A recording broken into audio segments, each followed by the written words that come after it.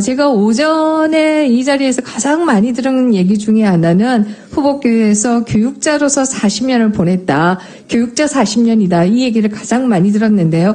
저는 후보가 하신 여러 가지 말씀들을 언론에서 접하고 사실 21세기 교사로서는 매우 부적절하다 이렇게 생각합니다. 학생에게 폭행을, 여학생의 뺨을 때린 바도 있고요. 본인이 음주와 흡연을 학교 다닐 시절에 했던 것을 아주 모험담으로 얘기를 하기도 했고요. 그리고 금융구역 설치에 대해서 굉장히 부정적인 입장을 나타내기도 했습니다. 뿐만 아니라 소위 취중 임명이라고 하죠. 어쨌든 그 여부는 나중에 얘기하겠습니다만은 임마 전마 이런 얘기를 입에 달고 사신 것으로 이미 기사화가 되고 있습니다. 뿐만 아니라 특히 후보가 하신 말씀 중에 제가 굉장히 놀라운 것 중에 하나는 반공의식 때문에 통일교육이 어렵다. 예, 그렇다라고 하면 통일할 때는 반공하지 말고 통일하자 이 얘기신가요? 아닙니다.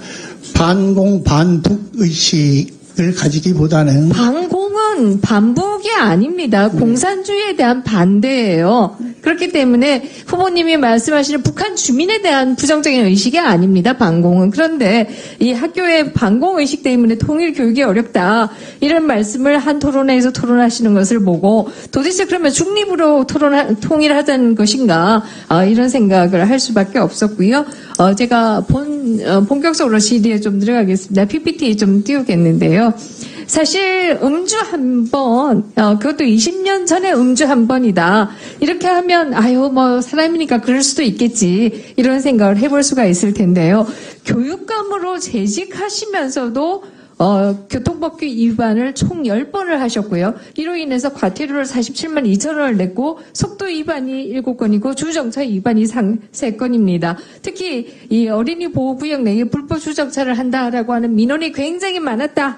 이런 얘기들도 있습니다. 사실 이건 내가 운전한 게 아니라 기사가 운전했어 이렇게 얘기하실 수 있지만 후보가 차 안에서 그렇게 하면 안 된다. 한마디만 하셔도 이렇게 계속하지는 않으시지 않을까. 네, 달리지 말라고 늘 주의를 주고 있었고요. 실제로 이런 적발이 된 것이 제가 탔을 때인지 아닌지를 정말 알기가 좀 어렵습니다. 만약에 이 주의를 줬음에도 기사분이 이렇게 했다라고 하면 저는 후보의 조직 관리 능력에서 심각한 문제가 있는 것이 아닌가 이런 생각을 해볼 수가 있습니다. 사실 세종교육청의 그 징계, 교사들에 대한 징계 비위 유형을 좀 보시게 되면은 이 음주가 있으면 정직, 강등 이런 처분 등을 했습니다.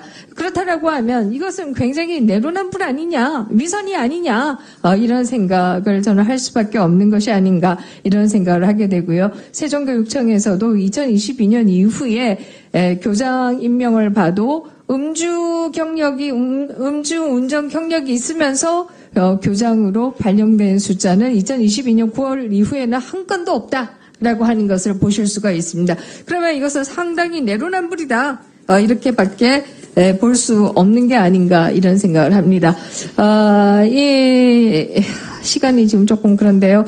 어쨌든 이 세종시의 교육감을 계시면서 있었던 굉장히 저는 문제 있는 일 중에 하나가 이 신입생 배정 오류 사태가 아닌가 이런 생각을 합니다. 신입생 배정 오류가 있고 나서 교육감이 다 구제해주겠다라고 해놓고 실제적으로는 구제를 하지 않았을 뿐만 아니라 이 소송에서 이기고 나서는 학생들에게 그 비용까지도 회수하는 이런 일들이 있었습니다. 이것은 본인이 구제하겠다라고 말하고 난 이후에 구제하지 않고 시건을 한 것인데 오히려 소송한 학생들에게 돈을 소송 비용을 내라라고 이것을 얘기하는 것은 이것은 정말 교육자로서 있을 수 없는 일이 아닌가 이런 생각이 드는데 어떻습니까? 여러분의 생각을 댓글로 남겨주세요.